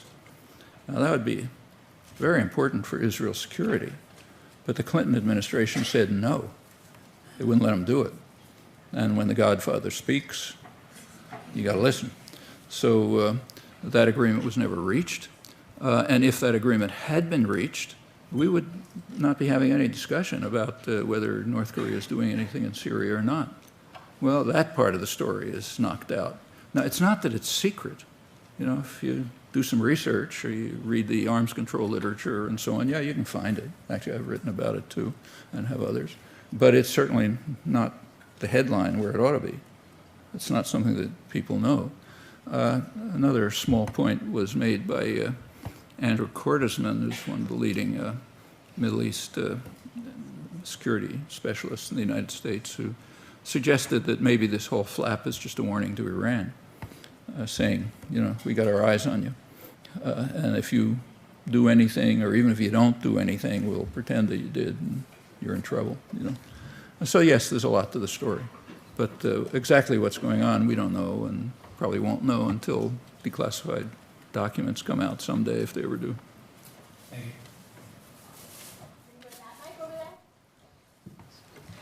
Hi, I've read your books and I think you're excellent. My question is, most people, we can sit here and have a discussion on the problems that we've had in the past in Panama or Guatemala and Cuba. And we can also talk about how we supported the Shah and we basically affected the Iranian Revolution. But the fact is that most people in America don't even know that at one point we supported Saddam Hussein. So knowing this fact, how can we help educate the rest of the American public on all of these issues when it seems that the media won't do it, and it's all of this information that you say is easy to find is maybe not so easy for the average person. So yeah.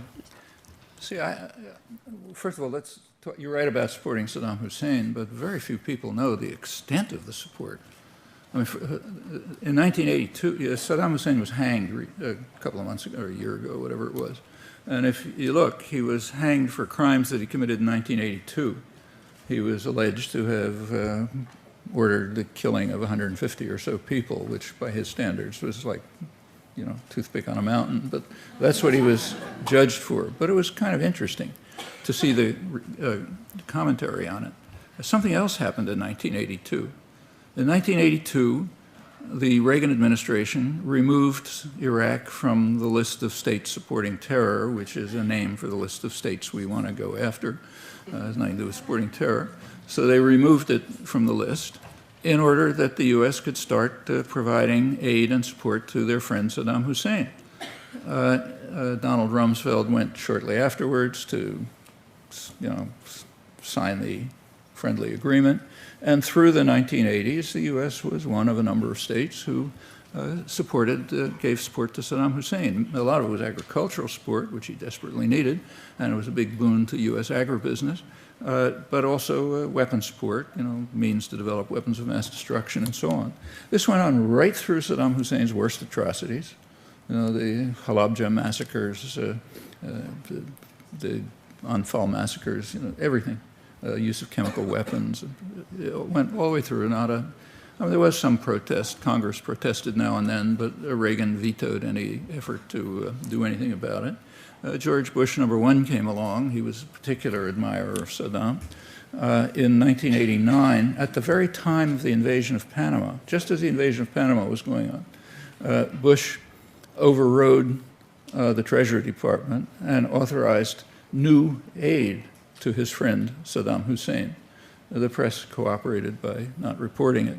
Also in 1989, Bush invited Iraqi nuclear engineers to the United States to get advanced training in weapons production, nuclear weapons production.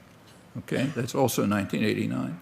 Early 1990, Bush sent a high-level senatorial delegation to Iraq, led by Bob Dole, Republican Senate Majority Leader, who was then presidential candidate a couple of years later.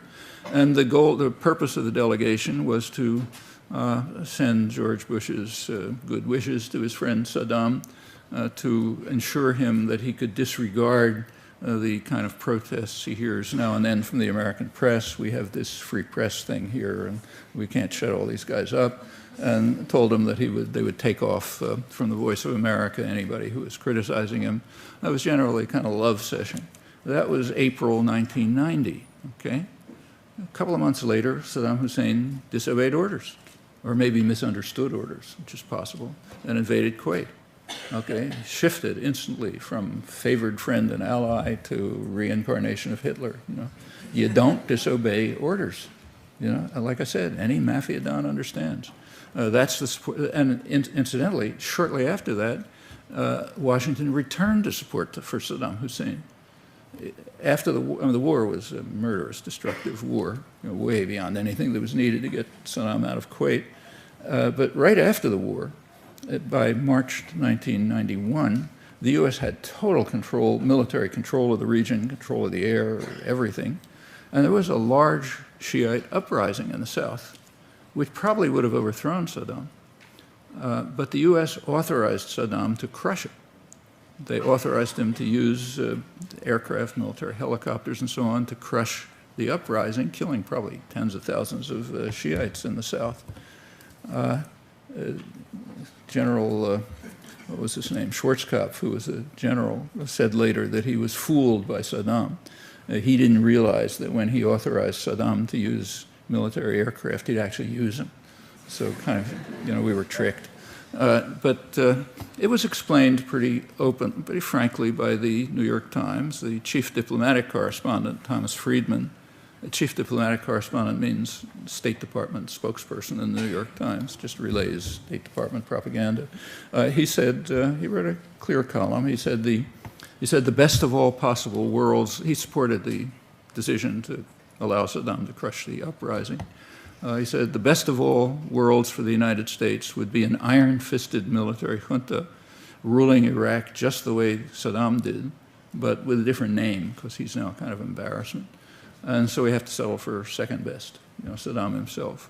The Middle East correspondent for the New York Times, who's still their top Middle East correspondent, Alan Cowell, he said, well, it's kind of unpleasant watching all these people get massacred.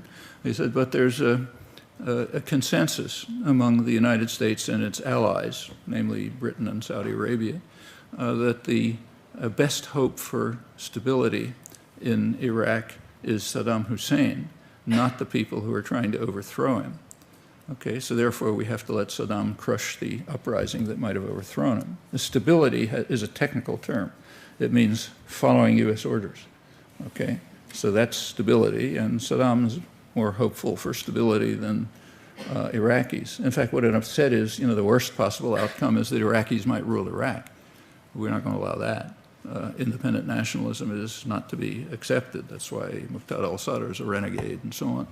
And in fact, through the 90s, it's the same story. If you look at the main effect of the sanctions, Clinton's sanctions, they were murderous and destructive, but they strengthened Saddam Hussein. They undermined opposition to him. They compelled the population to rely on him for survival, which is probably the reason he wasn't overthrown. Otherwise, he probably would have had the same fate as Ceausescu and Suharto and Mobutu and a whole bunch of gangsters, not very different from him, who the U.S. supported until the end. But in fact, that's exactly what was said by Dennis Halliday and Hans von Sponeck, the two directors of the Oil for Food program, who, as I said, knew more about Iraq than certainly any Westerner. So maybe so, but it's crucial that Iraqis not rule Iraq. Yes, there was support. Now, how do we get any of this stuff to the American people? Well, how do you get anything else to the population? Was it you who quoted Margaret Mead at the beginning? Yeah, that's the way you do it.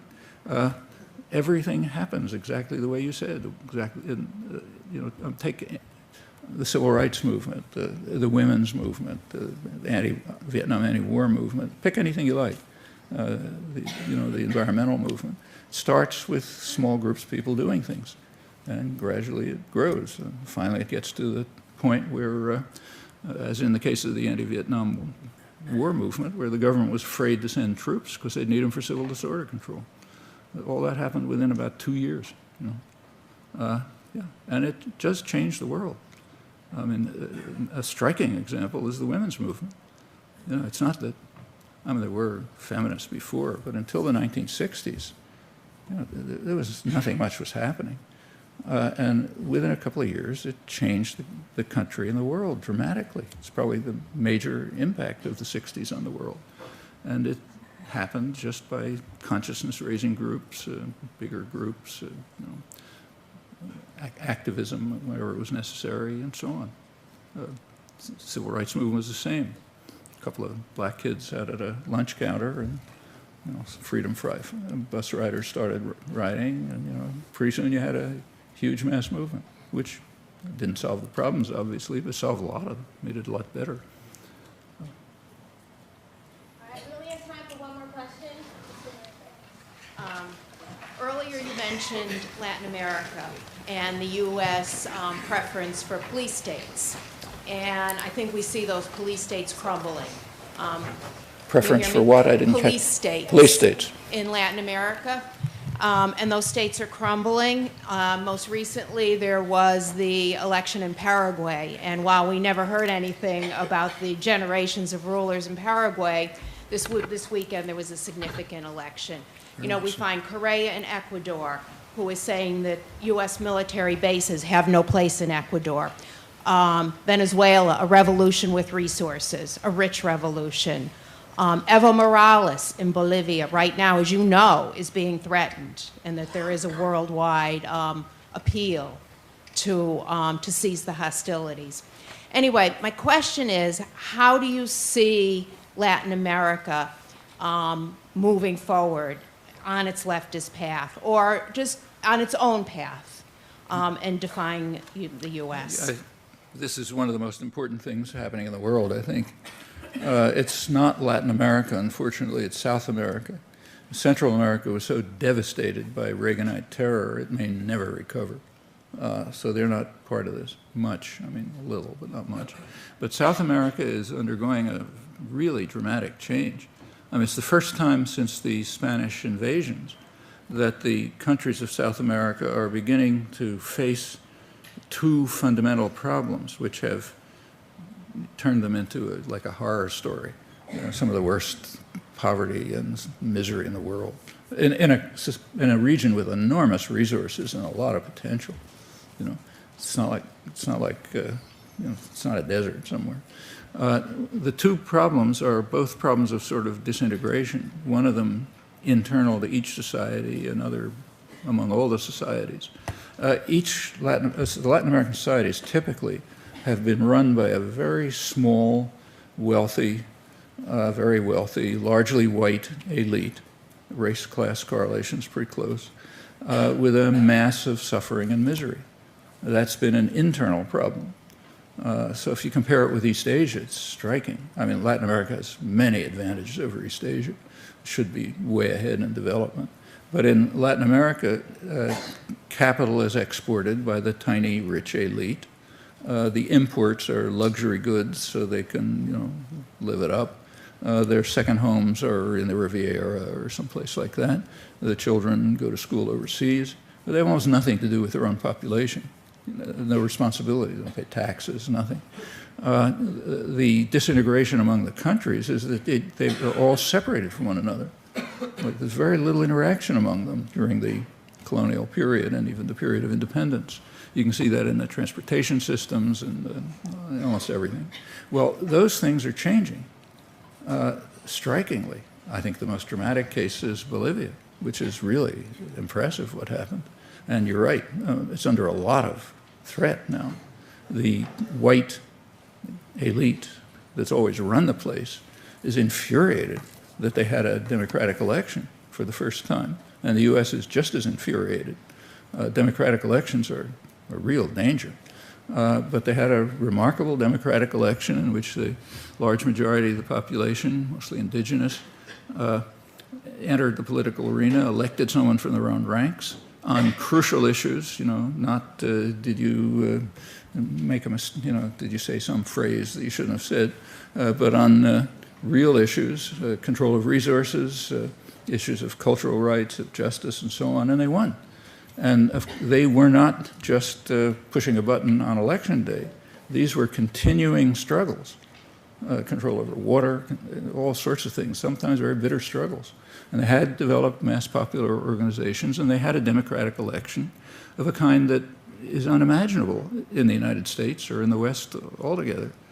And yes, now there's a serious effort to overturn it, this strong secessionist movement.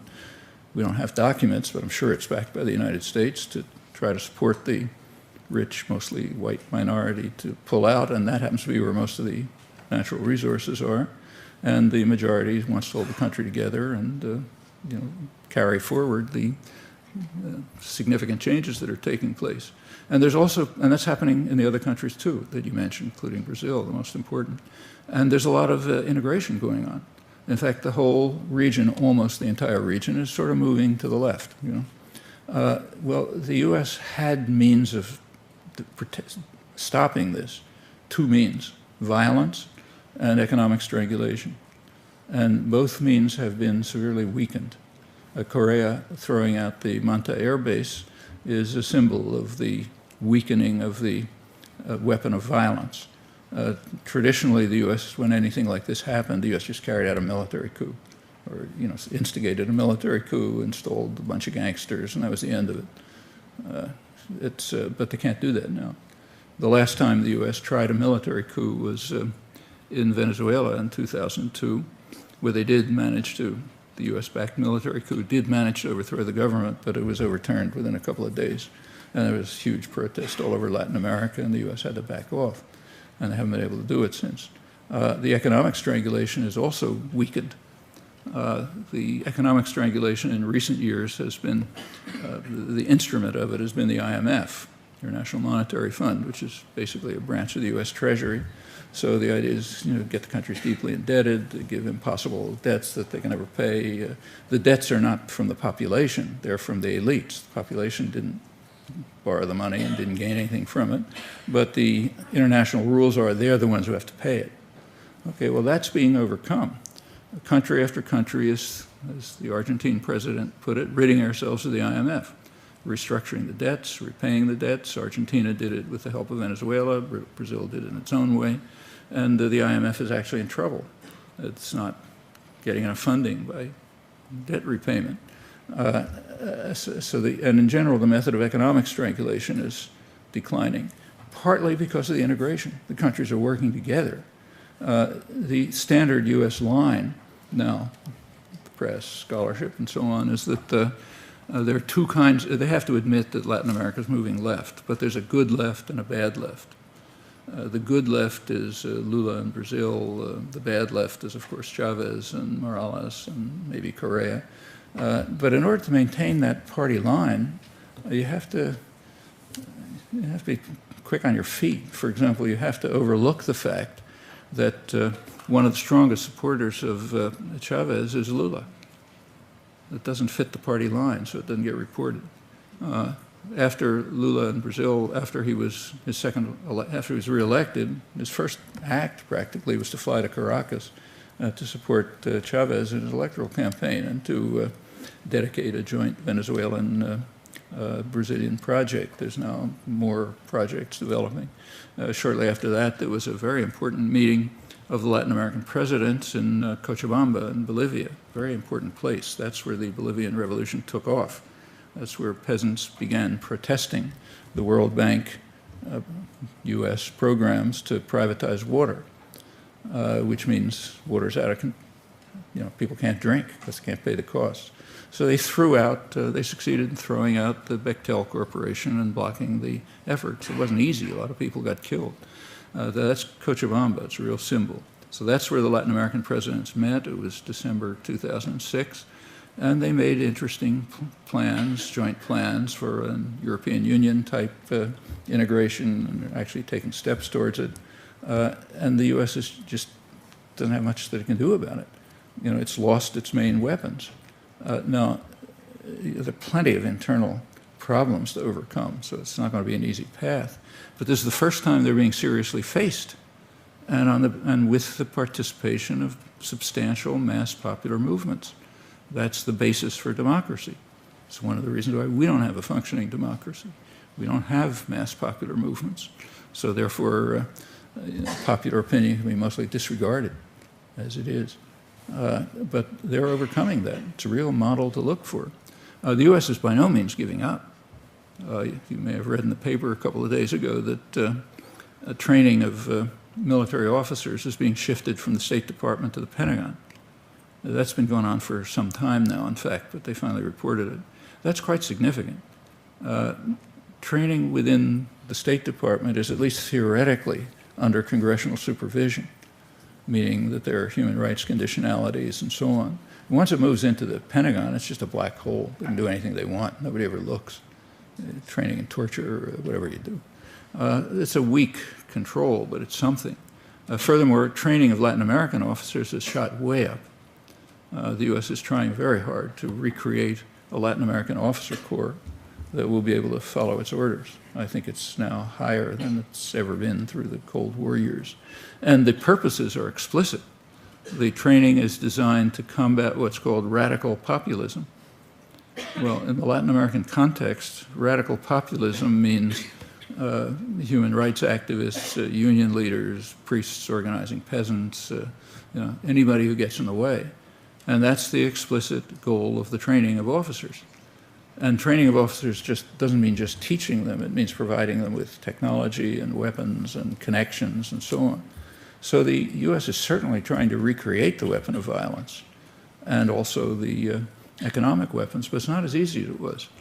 For one thing, there's much more protest here, which is a good thing.